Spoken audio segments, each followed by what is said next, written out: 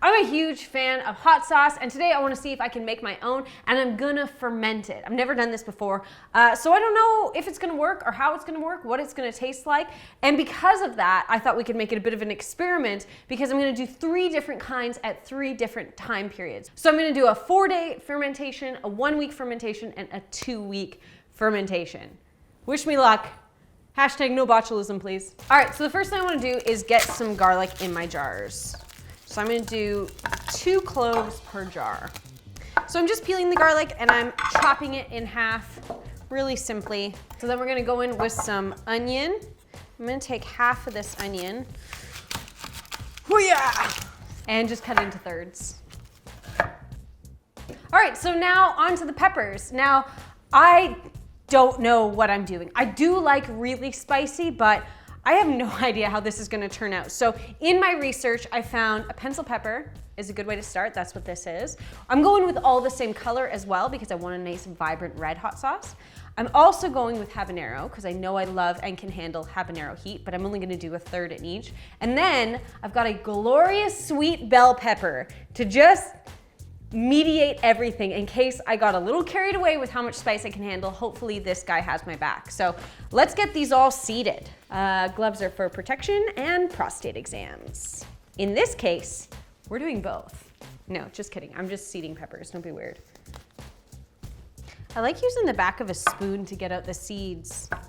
But you know, I don't actually even know how spicy these are. Maybe I should give it a taste first and just give it the old checkaroony, if you know what I mean.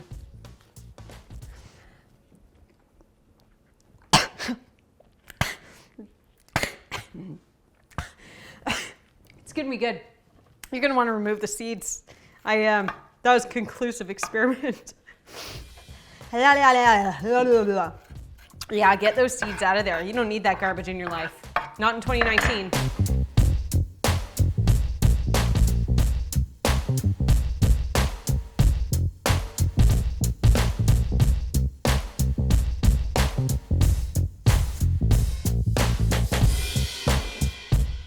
All right, I'm back. The gloves have been removed. The peppers are in the jars, and now it's time to prepare the brine or the salt solution. So I have got 4 cups of warm water, and now this part is actually really important. So if you are going to ferment, make sure you pay attention to this.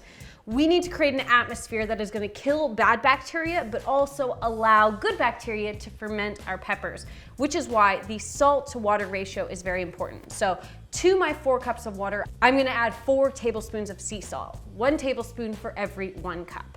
All right, and just give that a stir to make sure you're dissolving all the salt. So now we're just gonna fill to about 1 inch from the top. Now, I have these little Ziploc baggies, which I filled with a bit of water because it's important that we have all the peppers entirely submerged, once again for food safety. So I'm gonna take one of these bags and plop it on top very precariously. Now, the only thing I'm a little bit worried about is I need a room for the peppers to bubble because they're gonna be creating carbon dioxide, and if I don't have room, there's gonna be a lot of pressure. So I think what this means is that I'm gonna have to burp it often. Burping is when you open up the jar and you release the gas that the fermentation is producing. So given that I've done a poor job in leaving room, I'm guessing I'm gonna have to burp probably twice a day. So there we have it. So I've got some little tape labels, and I got a Sharpie. Do I have a Sharpie? Yeah. I'm gonna do a 4-day, 1 week, 2 weeks. That's the end of this part of the video. Oh, wait, before you turn the camera off.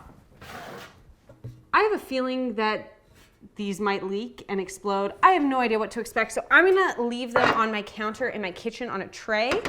I'm not gonna leave them in direct sunlight. I don't want them to overheat or anything like that, but should they leak or get a little bit excited, at least they'll be on a tray and they'll just chill on my kitchen counter.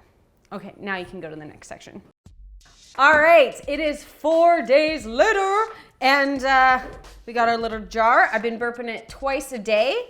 We had a little bit of leakage, but not too bad. There's lots of little bubbles in there, which I'm not sure you'll pick up on camera necessarily, but yeah, I'm eager. So we're gonna get this out.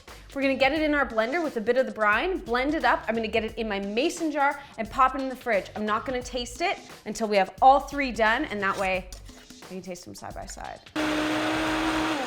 All right, I may have added a bit too much brine. I don't know. It feels a little bit liquidy, but I'll remember that for the next two. Give it a sniff. Woo! Okay, so when you put it in the fridge, you slow down the fermentation, but to really stop the fermentation and also add flavor, I'm gonna do a bit of unpasteurized apple cider vinegar, and then I'm also gonna go in with about a tablespoon of sugar.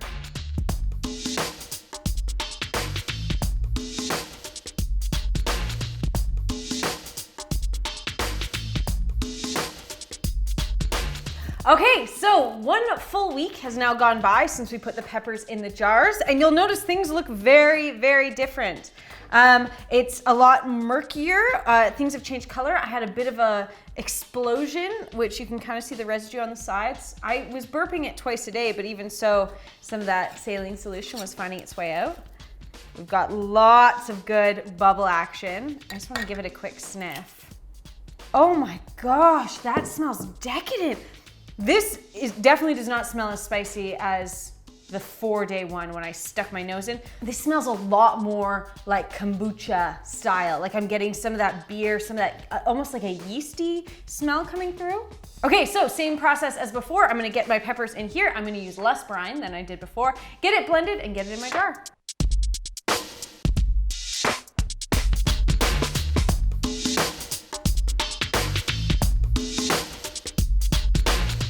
All right, so 3 different hot sauces, 3 different hairdos. You guys, it has been another week. So this is a total of 2 weeks, and I have our final jar here. I'm gonna get it open. This one is very active and very bubbly. There's a little bit of yeast on the bag here. It looks like kind of a little bit of mold. Of course, I did read up about that, and that you just removed. There's nothing bad about that. As long as everything remains under the liquid, whoops, we are in the clear. Let's give it a whiff.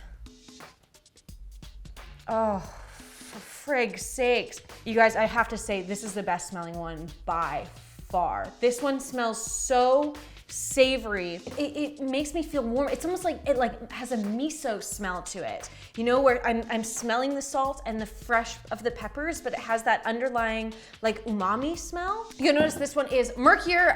The veggies have gone quite a bit softer in this one than in the other ones. Like the peppers seem like they've been sauteed. The garlic I noticed is like quite soft. So let's get it in our blender. All right, so 3 hot sauces lay before me with 3 chicken wings. I'm gonna try each hot sauce independently first, and then I wanna try them on a chicken wing because that's my favorite way to eat hot sauce. So let's start with the 4-day, and keep in mind, remember this one I added too much brine to? I mean, you remember, you were watching this video. For me, it was weeks ago. Woo! Oh, it's perfect. It's delicious. It's really bright in flavor. I've got nothing to compare it to. All I can say is that it tastes very fresh, not too spicy, and I think that partially might be because it is so watered down. Let's try it on a wing. Oh God, I love chicken wings.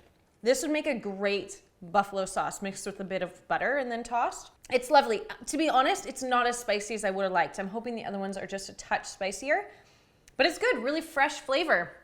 I'm ultra impressed with that combo of just peppers, salt, onion, and garlic. Makes for a really, really simple and delicious hot sauce. Ooh, interesting. Okay, this one has a lot more heat. It's totally because we watered down the first one. I don't know if I like this one as much as the first one. This one is good, but it feels like it got bitter. I don't know what made it, what's giving it that bitter quality. It's different now that it's on something. I actually feel like I can actually taste this hot sauce. It's got much more bite, much more pow of flavor. You don't really notice that bitterness I was talking about. All right, now the one, it's building. Now the one that I am most excited for, a good old 2-week gem here. I gotta get a new spoon for this one because I don't want it tainted. This one is the lightest in color. This one pureed really smoothly because all of the peppers and onions were already softened from the fermentation. Oh man. This one has some it has some balls to it. It's got like, remember how I was describing that miso? It's like kind of soya saucy, like miso-y, It's like fire in my mouth, but it's also got this depth of like richness. It's making me like really amped. Bottoms up. Oh my God. Oh my God. That is a good hot sauce. I want it spicier. Next time I'm gonna add more habanero because I do think it must get a little less spicy in the fermenting process. It's not quite as like pow as I want it to be. But that is good. Oh my gosh, you guys, fermentation is uncharted waters for me, and I'm so glad I did this process with you. I'm so glad you got to see it and we experimented. Thank you so much for watching. I hope you enjoyed it. Try it out, love it, live life. I'll see you next time.